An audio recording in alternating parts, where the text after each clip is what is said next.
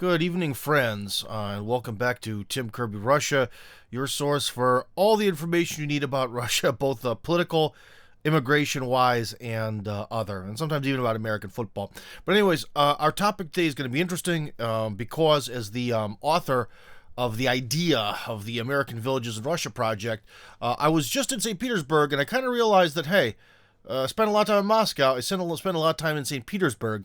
And these are the sort of two locations that most immigrants from the West have traditionally gone to. And, the American Villages thing is a great idea. It's an idea I've dedicated 2 years of my life to. And it's getting close to getting done. But ultimately, that's a suburban or rural project because it's hard to sort of create a community within a city unless you can afford to, buy an entire apartment complex or an apartment building or something like that. That's challenging. I'll just put it that way. It's a very challenging task, and it's a task that I'm not up to.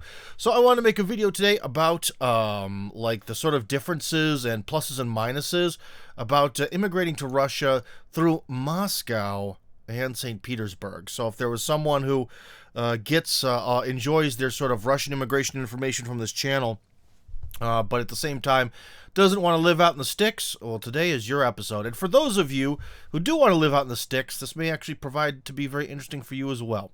So anyways, what's are sort of the and again, just as a basis here, we also know what a city's like. The advantage in Russia is that cities aren't really dangerous. So you have to, if you're from this American mold where it's like the city is crime-ridden and awful, and, there's always some sort of slum somewhere. There is no St. Petersburg slum. There is no Moscow slum. There's really no particular danger in either place, in my personal opinion. So the whole concept of, city versus country that you'd have in, say, the United States, it doesn't really apply here. But so anyways, I want to kind of more compare Moscow and St. Petersburg today, not so much urban versus rural living, because I think everyone who listens to this program has already made up their mind about that long ago. What are the key differences? Well, I just looked at the map before I started this live stream, and for the people who are immigrating, I can tell you that St. Petersburg has one major advantage. Their migration center, if the website didn't lie, because I don't know this firsthand, their migration center is actually within sort of the bounds of the city. It is a bit far from any subway station, but their migration center, a place where you'll do a lot of bureaucracy, where you have to go many times to do the language test and all these medical examinations and all this other stuff, it's all pretty much within the actual sort of city proper. Whereas in Moscow, it's technically inside the city, but that's because they added a whole lot of territory jutting southwest onto the city. So to get to the actual migration center requires like a multi-hour bus ride from the edge of town. If there's no traffic, I think it's going to be like an hour. If there is traffic, it's going to be like 2 hours. Where the one in St. Petersburg is just sort of in the city. And to be honest, although people complain about it there, every time I've been there, I've really never seen traffic that bad. Maybe I'm just out and about, not at the right times of day, but be it public transport or be it on the actual roads, you'd think there'd be more traffic jams, but there really aren't, especially compared to Moscow. So from an immigration standpoint, St. Petersburg wins this round. So St. Petersburg has a 1 point. In fact, I should probably keep track of this on a piece of paper here. So we have, we have SPB and we have Moscow.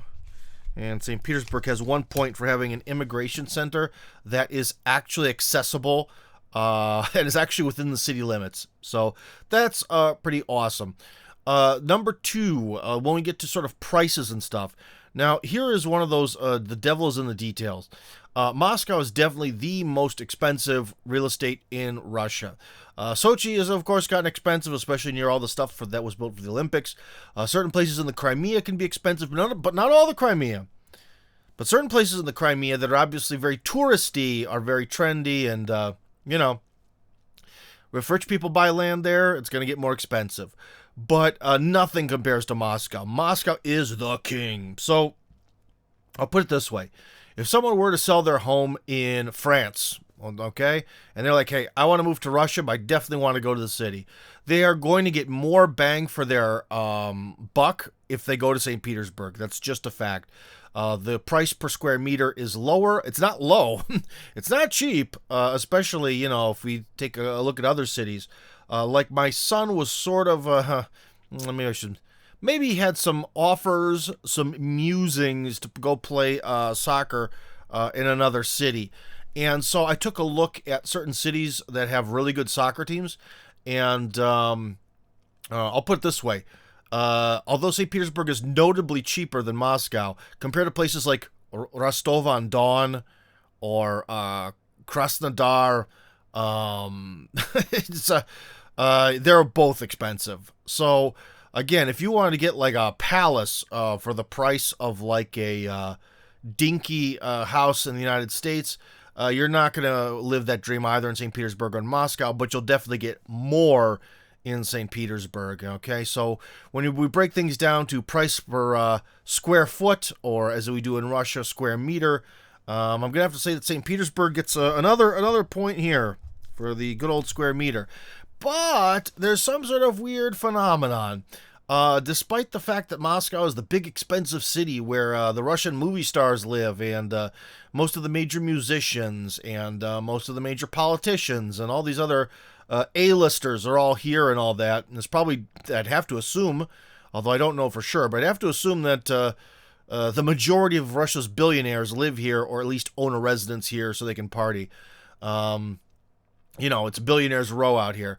Despite that, the price of like utilities here is way cheaper than St. Petersburg. St. Petersburg has like the worst price for utilities in the world. Of course, if you look at this and you're a European, and like Moscow utilities are, I don't know, for your gas, electricity, hot, cold water, I don't know, 50, 70 bucks or something like that a month for like a family apartment. And I mean, for a European, that's just peanuts. And saying that in St. Petersburg, it's like 150%, 200% more expensive.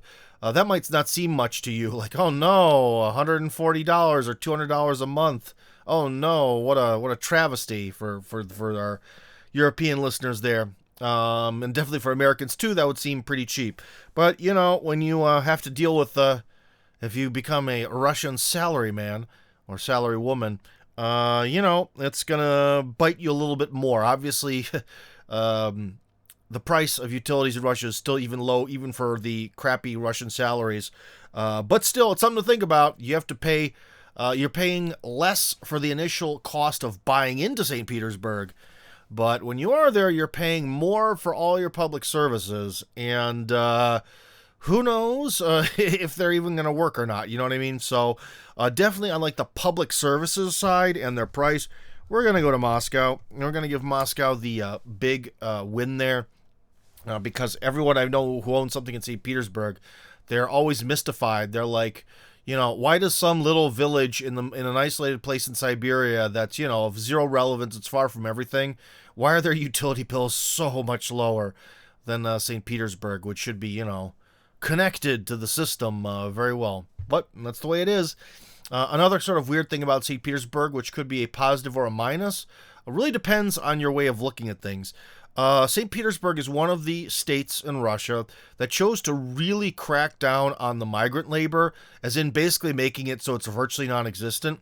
So, if you want to avoid places that have the potential for a migrant crisis, St. Petersburg is one of them.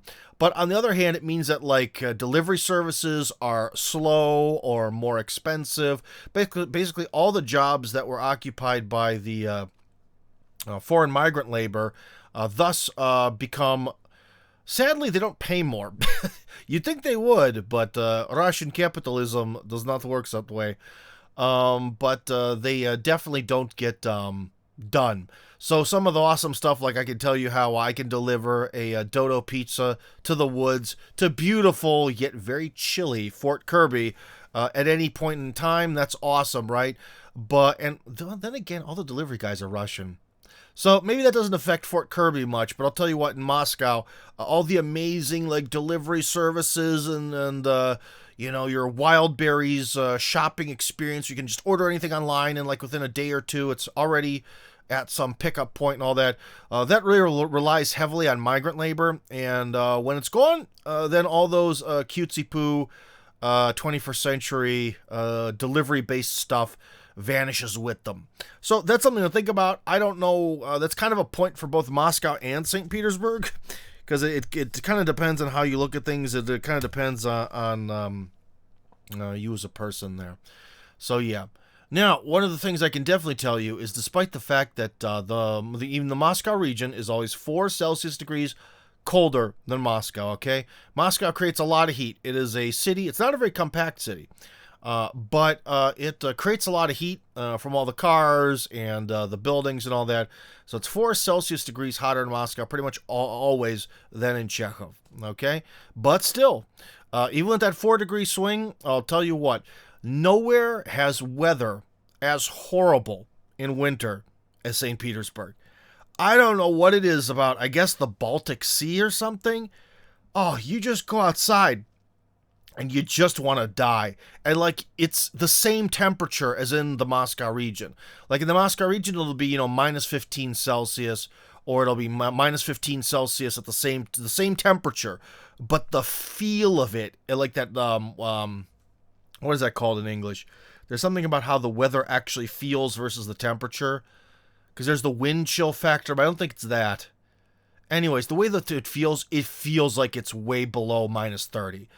I know about this, but, as I was just in St. Petersburg, you're looking at your Yandex weather thing, and it'll say, like, minus 10, minus 12. You go outside, and you feel like you're in the Arctic. It is absolutely brutally cold, I guess, due to the sea. People say that it's something like the moisture, and it's really unpleasant to be outside in St. Petersburg in winter. What do I mean by that?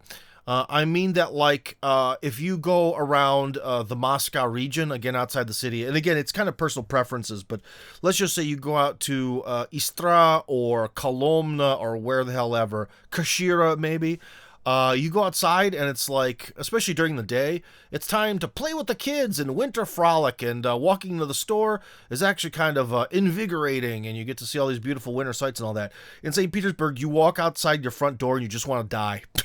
it is real rough. And with that weather also, because it's even more north than Moscow, you get into that near total darkness certain days of the year factor, which I think for some people is very stressful. If you think Moscow is dark in winter, you haven't seen nothing yet, my friends. So, in a battle of weather, of course, you don't really come to the central part of Russia. Ironically, look on a map, where's the center of it? It's not Moscow, but it's called the central part of Russia.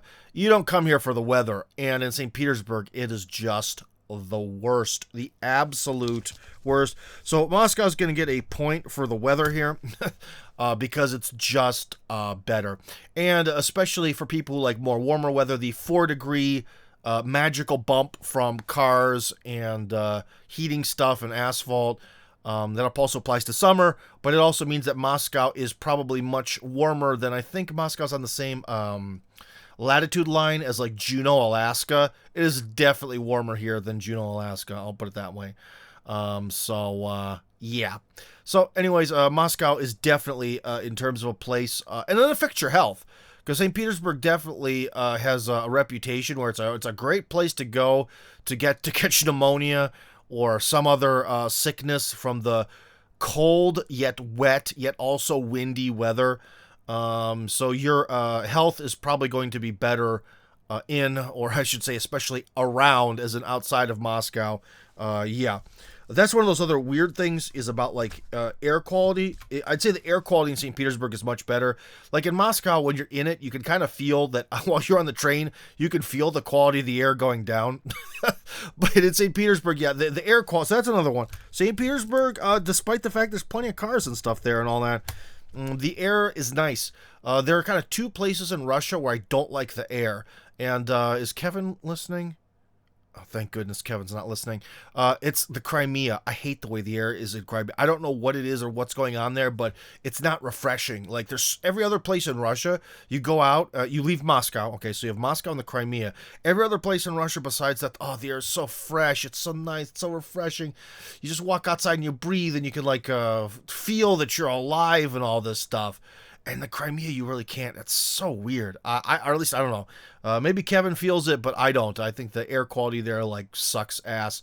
It might be some sort of They say certain parts of the Black Sea are real bacteria farms, so it could be not in a bad way, like in the magic of nature.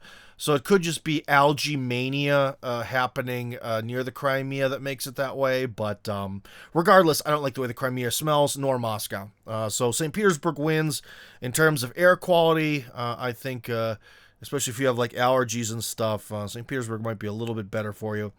But that also kind of depends on what trees are around. So that's another point. And one that's probably the biggest point, ironically, the biggest point is about the size of the city. So, on the one hand, because Moscow is much bigger, that means there's more stuff to do. My precious American football has more teams. If you have some sort of weird, obscure hobby, if it's not, I'll put it this way. If you have a weird, obscure hobby, let's try to think of something. What would be obscure for Russia? I can only think of sports. Let's just say Aussie rules football, the other great form of football where you use your hands instead of your feet for the most part. Aussie rules football, like there are Aussie rules football teams here, like that. You can find someone to play that fairly obscure sport, or cricket. You know, if you really work at it. I mean, there's a baseball field not far from where my kids live. So, in terms of like weird, unusual stuff, or finding a store that's like only products from India, Indian import store, you're gonna find that in Moscow and probably not in a whole lot of other places, okay? So Moscow's size has a lot of sort of like economic or interest benefits, but it is too big. Moscow is just too big. I mean, to get to like the oh god, like to get to just the southern edge of St. Petersburg, you hop on a suburban train and it's like 5 stations. That's nothing. It's like it's so you get across. So you look at them on a map, and in your mind, these maps, they're abstract, right? You look at them and they both seem like big cities, but to get like from point A to point B, it just seems like you're flying across St. Petersburg. Be it public transport, be it a taxi. It's just so much smaller. And if someone kind of wants that sort of like, I live in a city, but it's not too big kind of thing going on, then St. Petersburg is definitely the winner. If you want like your gigantic international megapolis, or would it be megapolis? I think that's how you say that. Megapolis. That would have to be. How else could you say that? That's a word I've seen written, but I've never actually had to say out loud.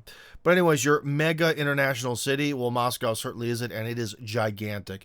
And I do know people who used to teach English here who even told me they were like, this is a nightmare. They're like, compared to like, I don't know, Warsaw or Budapest or St. Petersburg, or name your city in Central Europe, it is just a gigantic nightmare. They're like, I'm traveling hours between each client trying to teach English. How can anyone survive this? I don't know. But even with myself, I'll put it this way. Like with St. Petersburg, wherever you have to go, it's not that big of a deal. Or at least I'm used to Moscow. Whereas if someone said, oh, Tim, you have to go. Going like to meet up with the governor. Those meetings that we have had for the American Village and all that, meeting the governor's staff. Oh man, that is in the place that is like the farthest place in the universe from anywhere that I have lodging. Let's just put it that way. It is, guys. It is like saying it is like driving from Cleveland to Detroit. Sometimes it even feels like to Chicago. It is so far away. It takes so much time. And yet it's like right there to the west of Moscow. So anyways, Moscow, I think personally, so this is a little bit of my personal opinions here. Moscow, in terms of, let's just say Moscow gets a point for having lots of different activities and stuff, but it's so big that it's too big. Moscow is just vastly too big. And I think St. Petersburg is a much more manageable city, especially if you're a foreign person and you're getting used to things like just look at the Moscow metro map, the subway map, and then look at the St. Petersburg one. That says a lot, because The faster you memorize both of those, or at least memorize the core components of them, the easier your life will be. And just take a look at both of those maps. You'll see them, and you'll see which one is way easier to memorize. Okay, guys? So size here is definitely a factor. Now, when it comes to our favorite, and remember, if you write any message on the Tim Kirby Russia Hardcore where you're watching this, if you write any sort of message on any sort of post, and you, oh no, I saw a voice message there. That's scary. What's this voice message? Oh my gosh. Something. I'm sorry, Chris. I'm not going to be able to hear your voice message while we're, oh, it's the proper pronunciation. Hold on. Megalopolis. So that's it. Megalopolis is the proper pronunciation. I don't like that, but that sounds more proper. Anyways, so salary woman Paruski is actually businessman. Oh, that's right. Yeah, because if you're a woman in business in Russian, you are a businessmenka. That's hilarious. Yeah, I forgot about that. That is mental. Thank you, Christopher, for pointing that out. And if any of you would like to join Christopher, if you comment anywhere on Tim Kirby Russia Hardcore, I'll see it, and that goes into what I call the chat. So if you want to do that, later on, when we're done talking about Moscow and St. Petersburg, you can use the raise your hand function, and you can call in and ask me a question. Oh my gosh, everything's good. Tim, I did work outside, -20, -30 C in Helsinki, and 86 and 87, 5 weeks in fact, never ever got over -20. Yeah, it's one of those weird things where I know Helsinki is near St. Petersburg, and you'd think they'd be comparable in some way weather-wise, but for some reason St. Petersburg is cursed. The rest of the places in the Baltics do not suffer like this. Like, let's just take another place in Russia, Kaliningrad.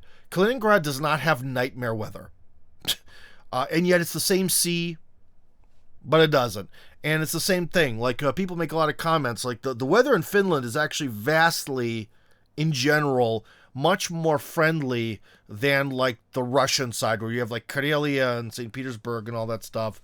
Why that is, I don't know. It's some sort of climatic, geographic issue that I don't have an answer for.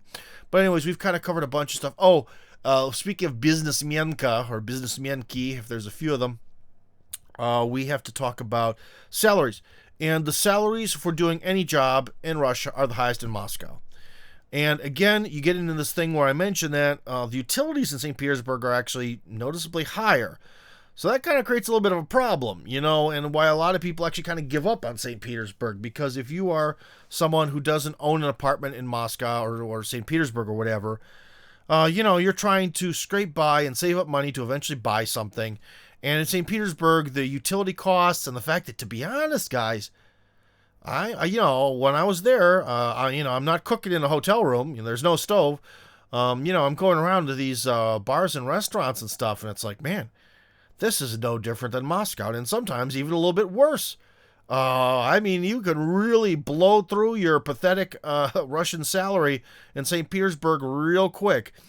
So not only does Moscow pay more just in general, but I think your money actually, with the exception of, you know, buying real estate, besides that, I think your money actually goes farther in Moscow. So Moscow also gets a point because, yeah, and that's another thing too, why in some ways, like the St. Petersburg local economy has contracted over time, because it's kind of like if you could move from another region of Russia to a major city to work some job, you want to be a producer on some sort of TV channel, you'll just get paid more in Moscow.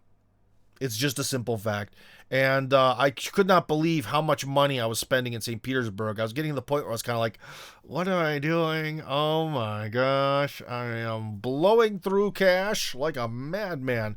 But what was I doing? Eating. Nothing else. You know, I'm not out there buying souvenirs. But yeah, St. Petersburg could be kind of pricey, especially based on people's incomes. I don't know how people make it up there, but somehow they do it. So, I even see people are,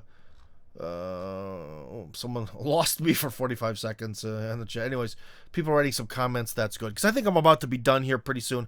I didn't want to do this too long, but I just kind of wanted to talk about these differences between Moscow and St. Petersburg, because going there I could really feel them, that they're these two sort of comparable things and similar things, but there's definitely a difference between them. And there are definitely two places that, again, are like the top spots for people to move to, because, again, it's kind of like it's easy to move to a city. They tend to have more of an international flair, Moscow more so than St. Petersburg. And so that's kind of the places that have attracted to a lot of foreigners over time. So, yeah. So anyways, guys, I think I've gotten to the point where I've sort of said most of what I want to say. So if you want to raise your hand and talk to me, you can. But judging by our tally here, unfortunately, I was hoping to have like a concrete, specific result. But of the things I've talked about, we have a 5-5 tie. So now we have to kind of think of what could be like a tiebreaker. Because someone could say, well, Moscow's public transportation is absolutely amazing. It is. But now that I've gotten the chance to actually really use St. Petersburg's public transportation, it's actually really the same, the quality. There's just less of it because there's just less St. Petersburg. So I think it's sort of appropriate to like the size. It's kind of like, I don't know, like a 22-inch wheel is appropriate to a very large vehicle. A 13-inch wheel is appropriate to a very small vehicle. You know, you put the proper wheel on the proper vehicle with the proper tire, of course, and it goes. And so I think St. Petersburg is just kind of like a 13-inch wheel. It's just that it requires less material in order to sort of get the job done. One thing that is not a thing for residents to be too concerned about, maybe would be, is that because there's so much water under the in the soil, it takes them a lot longer to dig metro. It's a much slower process, and that's why there's less metro stations in St. Petersburg, not just because the size is smaller, because it takes vastly longer. But again, I don't think that's super critical because they've already accomplished a lot with the metro, so I don't know. I don't think that's worthy of a point. Hold on. You could say the aesthetics. Everyone says St. Petersburg. Oh, well, no, I just thought of another minus. The bums in American English, not the bums in British English. The homeless thing. So on the one, St. Petersburg's actually kind of famous for its eccentric homeless people, and it is really the only place in Russia where there's sort of like a culture of homeless people.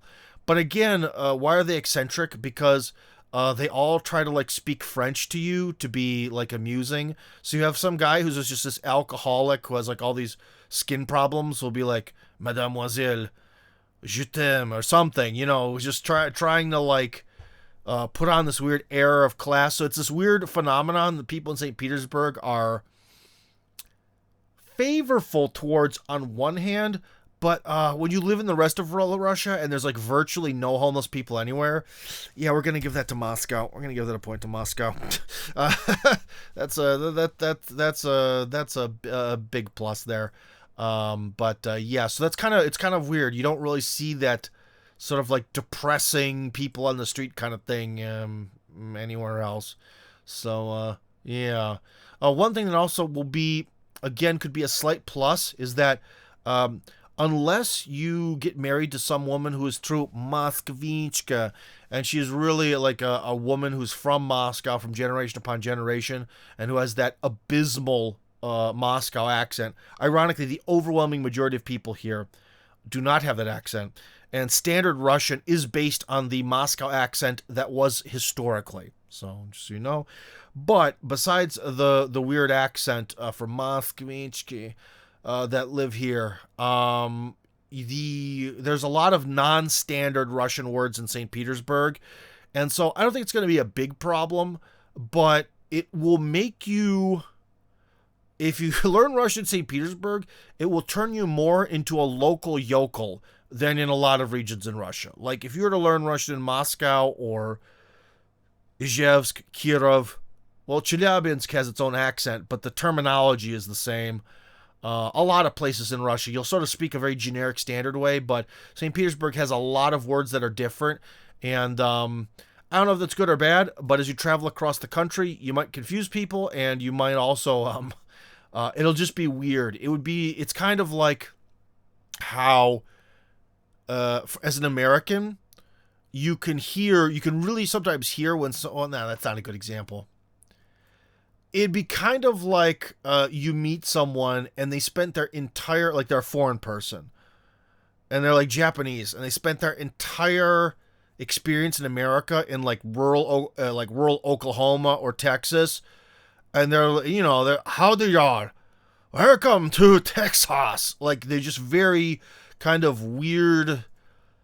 It'll be weird. It'll give you some sort of weird like local yokel accent on and way of speaking.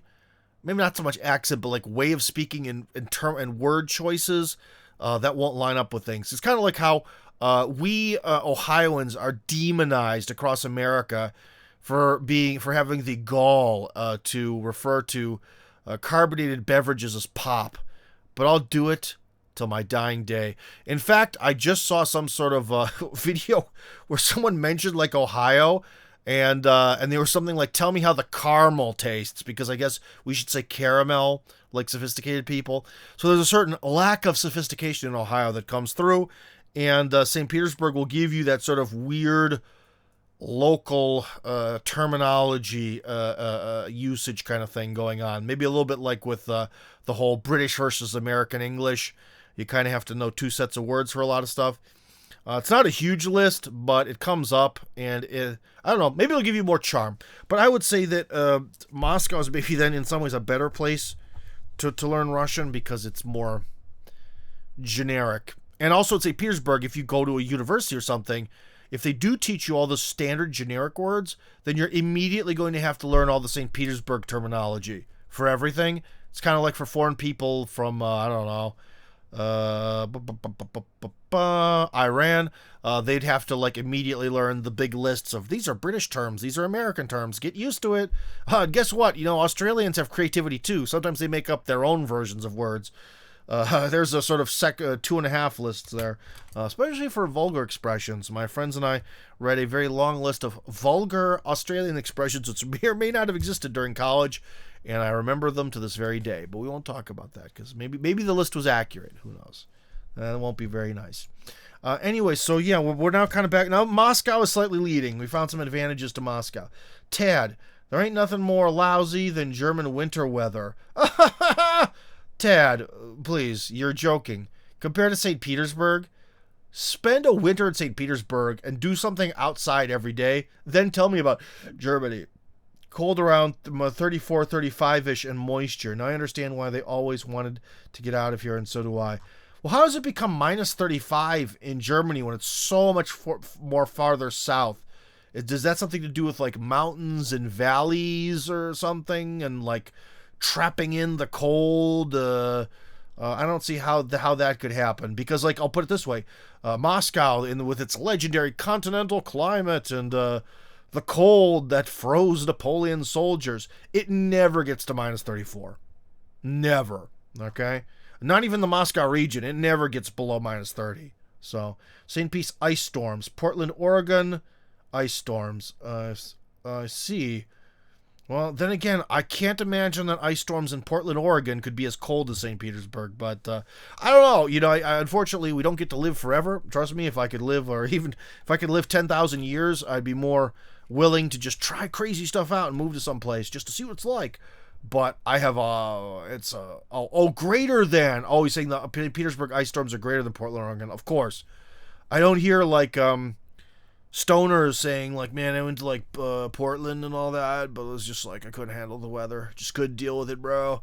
In fact, there's a very good YouTube channel, I believe it's called Red Tail Studios, and it's a guy who makes furniture, and I believe he makes it somewhere in Oregon, and it looks like the weather there is merciful pretty much all year round. In fact, it looks merciful from a Russian standpoint all year round. Great YouTube channel, and the only thing I could think of related to Oregon. So there you go. Advice: layered clothing, wool outside is the best. Yeah, oh, that's a huge thing. I guess the other Christopher with a C, brings up a good point, is if you do move to both Moscow and St. Petersburg, you will see that Russians do the whole like you might see in Italy, although Italy's not cold, the whole look of like layered clothing, where like someone has a dress shirt and then like a vest, and then they have like a blazer over it, and then like a coat over that, and you can kind of see all of it, and you're in these layers. That whole like Euro layering thing is very, very popular in Russia, and it's something you really should adapt to. Unless you're some sort of like mutant that never gets cold, then you don't have to do that. But the whole like certain people in America will just have like a T-shirt and like a massive coat on. That's not how it works out here. That strategy is a bad strategy. But yeah. So, anyways, now people are starting to banter a little bit about Oregon more than I think we should be. That's a lovely place, I guess. But yeah. So, anyways, if anyone wants to call in, now would be your time to call in. We can take questions about the American Village and all that, because I think then we have a slight victory for Moscow in our battle of St. Petersburg versus Moscow. But again, guys, no matter how many points I give to Moscow, as I mentioned, the first thing I mentioned, having like the migration center supposedly being within St. Petersburg proper when you're immigrating, that's way better. That is gonna save you so many headaches. You have no idea. Today it's 48 Fahrenheit, but the rain is awful. It's 48 Fahrenheit. It's above freezing. Get out of here with that. But in Moscow, again, like coming back here, same temperature as St. Petersburg, but it is wonderful outside. It is, in Chekhov, it's less wonderful because it is pitch black and there's more wind today, but it is also wonderful compared to St. Petersburg. Well, anyways, guys, I think we kind of covered everything. I'm surprised. I thought this would be one of these hugs. Why are we hugging? Let's not do that. I thought wait. Is the website for the American Village up? Haven't had a chance. I got the website, but we have a caller. We'll get to our caller in a second. I actually got to start working on. I'll put it this way. I thought I was going to get a virtually finished website, and then I just fill in the information. That's kind of a work in progress, but I did a lot of work on it yesterday. So there's something, but it's not up. No, only I and the other people involved can see it. And you are on the air. So unfortunately, the website is, of course, more of a pain in the butt, as I thought it would be, as is literally everything in Russia. Okay. All right. Couple of questions. Number one, what is the richest cultural aspect of St. Petersburg? And number two, do any of the people go south for the hard months of the winter? Oh, that's a really good question. Okay, I'm going to mute you just so there's no background noise. Do people go south for the winter? That seems to be a hobby of really only the fairly wealthy. That seems to be something that that middle class people don't really do because they have to work. Russians do take vacations though, so you can't say go south, but like the Russian middle class goes to Thailand. You know what I mean? So there's a lot of people like to take a winter vacation to a warm location, be it Egypt or Turkey. I'm not sure if there are flights to Thailand anymore. I think there are. But anyways, all those kind of countries that aren't hostile to Russia, people like to go there. But is there some sort of like mass migration? Not really. But I think over time that's going to develop. I think people who are my age now, so that would be Reagan babies, Gen X, or as in Russian, it would be children of the USSR because we were still children when it collapsed. The children of the USSR generation, I think, is going to do that when they retire. Because still, like, places in the Crimea that aren't hot, like in a hot location are so affordable. It's one of these things where I wish I was just had a bit more money. If I just had a bit more income, if I could just go to that sort of next income bracket. Oh my gosh. Not for me, because I mentioned, I don't really like the way the air is, and I don't really like the Crimea, but my kids love it, and I could save so much money in the future on vacations. If I could have like some sort of vacation house actually in some sort of weird isolated place in Crimea, but c'est la vie. So, it's kind of your question is, I would say people don't really do that en masse, but I think they're going to. The people who are in my generation. Your other question was, what the greatest like cultural treasure? Well, in Moscow, it's going to be something that I think is a blight on Russia and not a treasure. That would be the theater. The theater is where adult men who are generally homosexuals go to play pretend and believe that they are spreading their liberal wisdom to us on government-funded money. The theater is basically a gay bar that also thinks it is a propaganda machine. So I despise the culture around the theater, but people praise it. It's amazing. So if you like the theater, Moscow, that seems to be like Moscow's thing, that all the big super theaters are here. But again, I think it is just a gussied up tea party for homosexual men.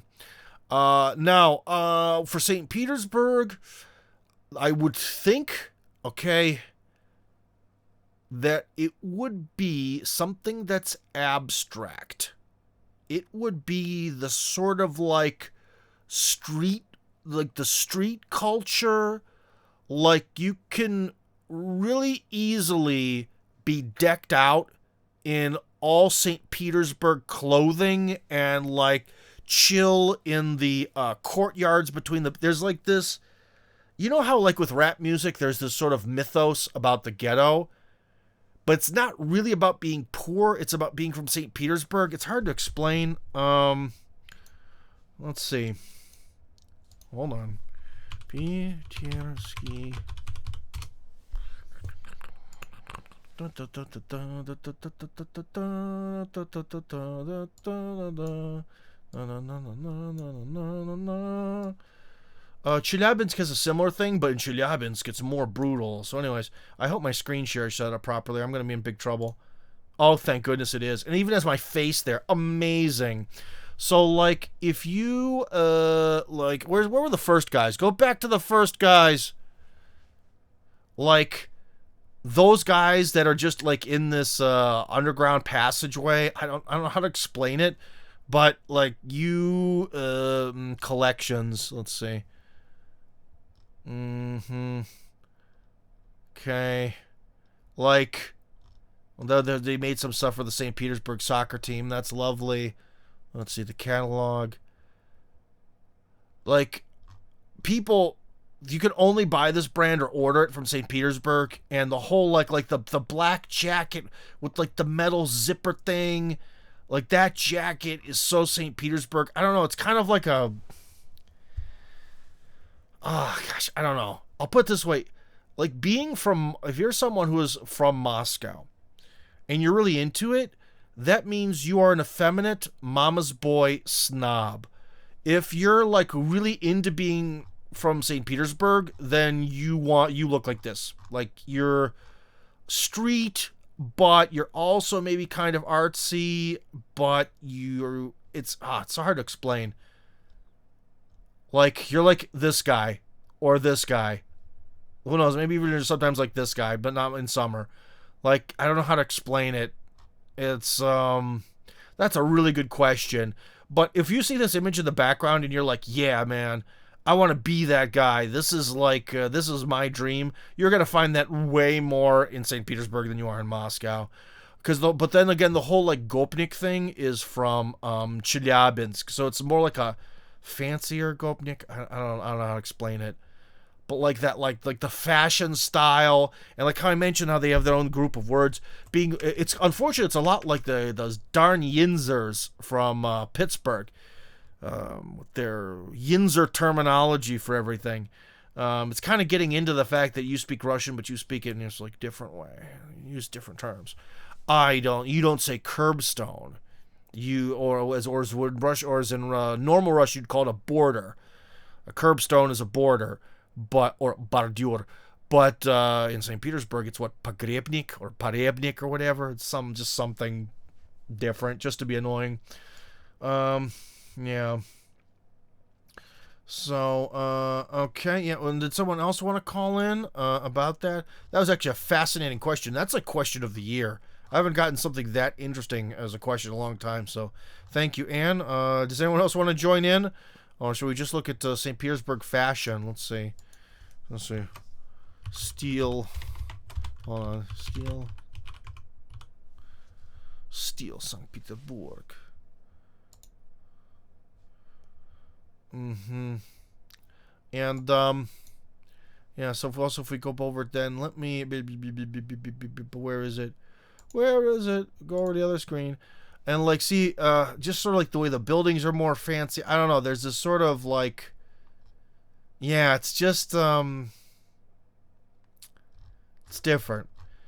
The streets kind of look kind of nicer, but at the same time they're kind of more beat up. It's I don't know. It's hard to explain. It's very hard to explain. I don't think I gave a good answer to that, but whatever. Does anyone else want to call in? Okay, then we're gonna start the countdown. Let's see. Mon Dieu, s'il vous plaît, regardez. It will be regardez. So yeah, that's how the bums in St. Petersburg will talk to you in other languages. Señor, ¿cómo estás? To try to get money out of you. Yeah. Oh my gosh, I forgot one thing. So this is my last point. If no one wants to call in or no one writes a question, then we're leaving on this. I would say that despite the fact that Moscow definitely is a mecca of like the restaurant industry, trust me, there are plenty of good places to get food in Moscow. Especially downtown. But you notice how I said especially downtown? I don't know, like with St. Petersburg, no matter where I go, there are all these little like mom and pop independent cafes. So not like the big chain stuff, like independent like little cafes, each with their own sort of unique name and all this stuff. And despite the fact that they're kind of overpriced in my opinion, especially based on St. Petersburg's salaries, is everything good.